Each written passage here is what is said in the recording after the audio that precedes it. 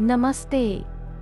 स्वागत है आपका दोस्तों हमारे YouTube podcast channel acres from the dark में। आज की कहानी हमें सुमित जी ने मुंबई से लिखी है। कहानी पसंद आए तो लाइक ज़रूर करें।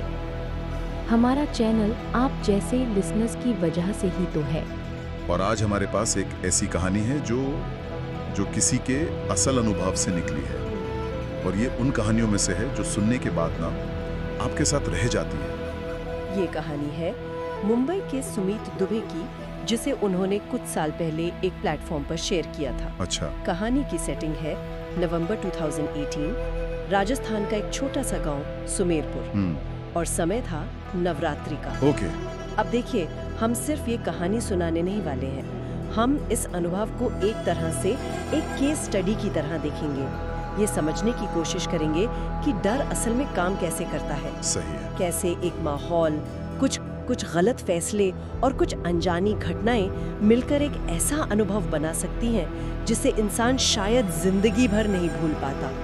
तो चलिए इस सफर की हर परत को खोलकर देखते हैं। और ये जो आपने माहौल की बात की ना, वो बहुत जरूरी है।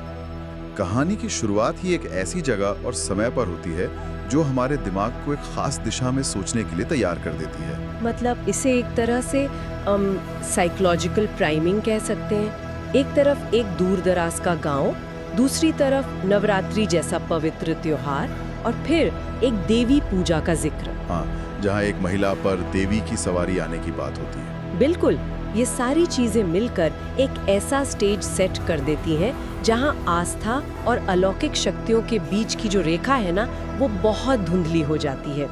दिमाग पहले से ही उन चीजों को स्वीकार करने के लिए तैयार हो जाता है जो आमतौर पर तर्क से परे होती हैं। हाँ, और इसी माहौल के बीच कहानी का एक्शन शुरू होता है। सुमित अपने दोस्त नवीन के साथ मुंबई से कोई 20 घंटे की लंबी बस यात्रा करके सुमेरपुर पहुंचते हैं। 20 घंटे? हाँ, नवीन तो वहाँ खास तौर पर उस देवी पूजा के लिए ही गए थे, लेकिन सुमित का इन सब में ज्यादा इंटरेस्ट नहीं था। वो बताते हैं कि एक घर में सूर्यास्त के बाद एक महिला पर देवी आती थी और लोगों की परेशानियां सुनकर उनका हल बताती थी। खैर, पूजा खत्म होते होते रात के 10 बज गए। नवीन का कहना था कि अब रात हो गई है, यही रुक जाते हैं, सुबह निकलेंगे। लेकिन सुमित को उन्हें अगले दिन मुंबई में कोई बहुत जरूरी काम था और वो एक पल भी बर्बाद नहीं करना चाहते थे। और यहीं पर वो पहला फैसला लिया गया जो कहानी को उसकी डरावनी मंजिल की तरफ ले गया। समय बचाने की जिद। बिल्कुल। जब उन्होंने गांव वालों को बताया कि वो रात में ही निकल रहे हैं, तो सबने उन्हें रोकने की कोशिश की। सुमित ने उनके शब्दों को हूबहू बताया है। गांव वालों ने कहा, बेटा, इस वक्त जाना ठीक नहीं है। उन्होंने सीधे सीधे चेतावनी दी। हाँ, कहा, यहाँ पे बहुत कुछ अजीब होता है, तुम लोगों को यहाँ के बारे में कुछ पता नहीं है, मत जाओ। सुमित कहते हैं कि वो लोग सिर्फ कह नहीं रहे थे, वो लगभग उनसे विनती कर रहे थे। अच्छा। जैसे वो किसी आने वाले खतरे को साफ साफ देख पा रहे हों। लेकिन सुमित अपने फैसले पर अड़े रहे। उन्हें लगा कि ये शायद गांव वालों का अंधविश्वास है। ये जो गांव वालों की चेतावनी को नजरअंदाज करने वाला हिस्सा है ना, ये सिर्फ एक कहानी का मोड़ नहीं है, ये असल में एक बहुत आम मनोवैज्ञानिक झुकाव को दिखाता है, जिसे क्या कहते हैं, ऑप्टिमिज्म बायस कहते हैं। अच्छा, ये क्या होता है? ये वो सोच है कि बुरी चीजें हमेशा दूसरों के साथ होती हैं, हमारे साथ नहीं हो सकती। सुमित मुंबई जैसे शहर से आए थे, एक तेज रफ्तार वाली दुनिया से, जहाँ हर चीज तर्क पर चलती है ना? हाँ, सही बात है। तो उनके लिए गांव वालों की ये बातें शायद सिर्फ पुरानी कहानियां या अंधविश्वास थी। यहाँ एक शहरी सोच और एक ग्रामीण अनुभव का टकराव भी दिखता है। गांव वाले उस जगह के अनुभव से बोल रहे थे और सुमित अपने तर्क के भरोसे पर थे। और उनका तर्क उन्हें आगे ले गया। अब उन्हें 120 किलोमीटर दूर आबू रोड रेलवे स्टेशन पहुंचना था। रात का समय, एकदम सुनसान इलाका, जहां कोई टैक्सी या बस मिलना तो नामुमकिन था। बहुत खोजने के बाद उन्हें एक जीप वाला मिला। सुमित ने उसे दुगना किराया ऑफर किया तो वो मान तो गया, लेकिन उसने कहा कि वो 30 मिनट में आ रहा है, और उसे आने में लग गए पूरे 90 मिनट। 1.5 घंटा। हाँ, और जब वो आया तो सुमित ने नोटिस किया कि उसने शराब पी रखी थी। ओहो।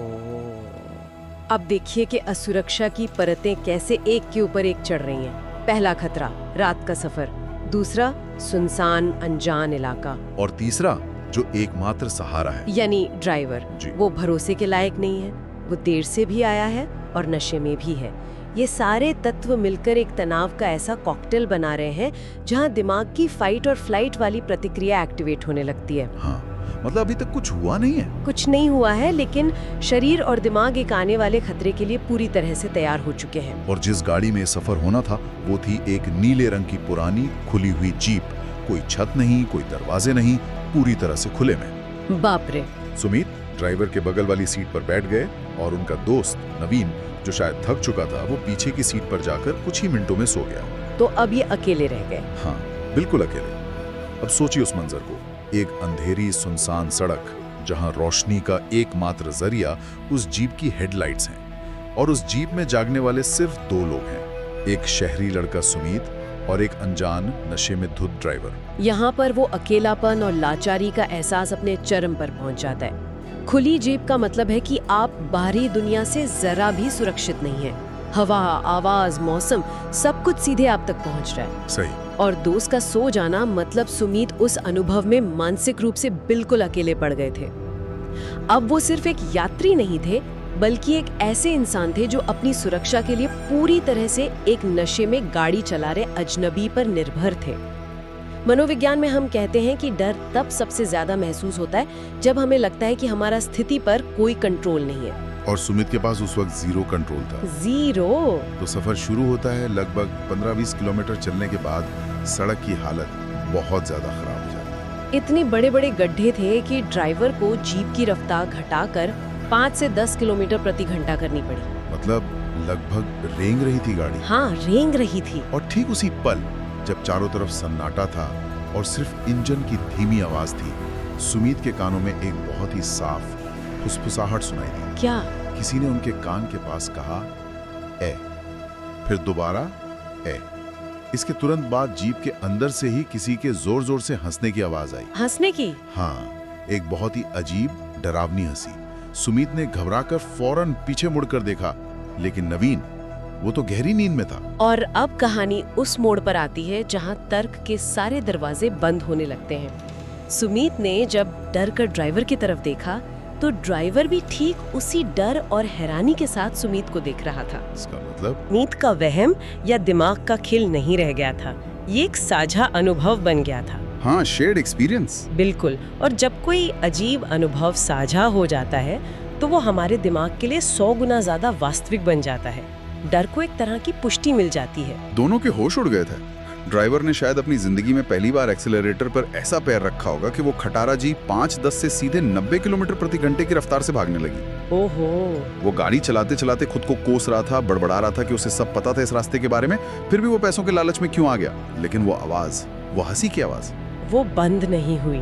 नहीं। सुमित कहते हैं कि वो लगातार और तेज होती जा रही थी। और फिर जब सुमित घबराकर जीप के अंदर और बाहर देखने की कोशिश कर रहे थे कि आवाज आ कहां से रही है, तभी ड्राइवर जोर से चिल्लाया, पीछे मत देखना।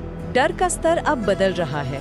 अब ये सिर्फ सुनने तक सीमित नहीं रहा। हाँ। ड्राइवर ने कांपती हुई आवाज में बताया कि अभी-अभी किसी ने उसके कंधे पर पीछे से हाथ रखा था। क्या? एक चलती हुई जीप में? हाँ।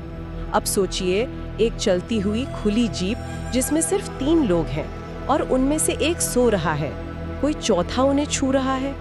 ये वो पॉइंट है जहां डर सिर्फ मानसिक नहीं रहता, वो शारीरिक हो जाता है। ये सिर्फ आवाज का डर नहीं है, ये किसी की मौजूदगी का एहसास है। और यहाँ डर के बढ़ने का एक बहुत ही क्लासिक पैटर्न दिखता है। पहले सिर्फ एक अनजानी फुसफुसाहट, मतलब ऑडिटरी। हाँ। फिर एक डरावनी हंसी, और अब किसी का छूना, टैक्टाइल। ये एक के बाद एक होने वाली घटनाएं दिमाग को तर्क करने का कोई मौका ही नहीं देती। हर घटना पिछली वाली से ज्यादा डरावनी और ज्यादा निजी होती है। ये सुनने वाले को भी कहानी में पूरी तरह से जकड़ लेती है। लेकिन एक मिनट, यहाँ पर अगर हम थोड़ा रुक कर सोचें, क्या ऐसा नहीं हो सकता कि वो आवाजें सिर्फ हवा की थीं? एक पुरानी खुली जीप में हवा कई तरह की आवाजें बना सकती है, और हंसी की आवाज, हो सकता है जीप का कोई पार्ट ऐसी आवाज कर रहा हो। ये एक बहुत अच्छा सवाल है और किसी भी तार्किक दिमाग में सबसे पहले यही आएगा। अगर सुमित अकेले होते तो शायद वो खुद को यही समझाकर शांत कर लेते, लेकिन जैसा मैंने कहा, उस ड्राइवर की प्रतिक्रिया ने सब कुछ बदल दिया। सही बात है। दो लोगों का एक ही समय पर एक ही जैसी अजीब आवाज सुनना और एक जैसा डर महसूस करना, इसे सिर्फ एक संयोग कहकर खारिज करना बहुत मुश्किल है ना? और रही बात कंधे पर हाथ रखने की, वो तो पूरी तरह से एक अलग ही स्तर का अनुभव है। वहाँ हवा या मशीन की कोई दलील काम नहीं करती। उस ड्राइवर के लिए वो एक हकीकत थी और उसके डर ने सुमीत के डर को और भी पक्का कर दिया। हाँ। इसे एक तरह का इमोशनल कंटेजियन या भावनात्मक संक्रमण भी कह सकते हैं, जहाँ एक व्यक्ति का तीव्र डर दूसरे को तुरंत प्रभावित करता है। और ये डर, ये अभी अपने चरम पर पहुंचना बाकी था। अभी और भी कुछ हुआ। हाँ, वो दोनों अभी उस छुअंत के सदमे से बाहर भी नहीं आए थे कि जीप की हेडलाइट की रोशनी में सड़क के किनारे कुछ दूरी पर उन्हें एक आदमी खड़ा दिखाई दिया। सुनसान जगह पे, एकदम सुनसान जगह पर सड़क पार करने की कोशिश कर रहा था, जहां मीलों तक कोई गांव या घर नहीं था। जैसे ही उनकी तेज रफ्तार जीप उसके करीब पहुंची, वो आदमी अचानक सड़क के बीचों बीच आके खड़ा हो गया। बीच में? हाँ। दोनों उसे देख रहे थे, लेकिन उनकी हालत ऐसी थी कि न वो चिल्ला पा रहे थे, न जीप को रोक पा रहे थे। सुमित बताते हैं कि जब जीप और उस आदमी के बीच सिर्फ 10 फीट की दूरी बची होगी, वो आदमी अचानक गायब हो गया। गायब हो गया मतलब? जैसे हवा में घुल गया हो। ये घटनाओं का क्लाइमैक्स है। आवाज और स्पर्श के बाद अब डर का एक विजुअल रूप सामने आता है। किसी इंसान का दिखना और फिर इस तरह से गायब हो जाना, ये हमारे दिमाग को पूरी तरह से हिला देता है, क्योंकि हमारा दिमाग इंसानी आकृतियों को पहचानने और समझने के लिए बना है, उन्हें हवा में गायब होते देखने के लिए नहीं। इस एक घटना ने उनके डर को उस शिखर पर पहुंचा दिया जहां से वापसी का कोई रास्ता नहीं था। सही।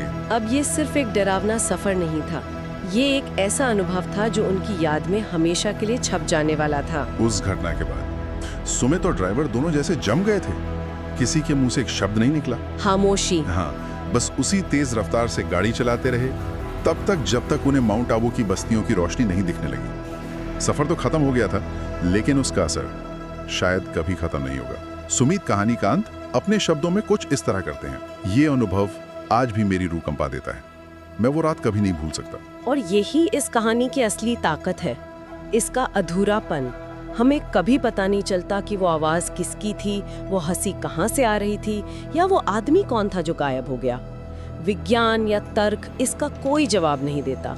कोई जवाब नहीं। अंत में कोई समाधान नहीं मिलता, सिर्फ एक डरावनी याद रह जाती है। और क्योंकि ये डर दो अजनबियों सुमित और ड्राइवर के बीच साझा हुआ था, इसने उसे और भी गहरा बना दिया। वो दोनों उस रात के लिए एक दूसरे के डर के गवाह थे। यही चीज इसे एक सुनी सुनाई भूत की कहानी से ज्यादा एक मानवीय अनुभव बनाती है। तो हमने देखा कि कैसे एक यात्रा जिसे न करने की साफ चेतावनी दी गई थी, एक भयानक अनुभव में बदल गई। गांव वालों की सलाह को अंधविश्वास मानकर नजरअंदाज करने से लेकर एक नशे में धुत ड्राइवर के साथ खुली जीप में सफर करने तक, हर फैसले ने उन्हें उस डरावने अनुभव के और करीब पहुंचा दिया।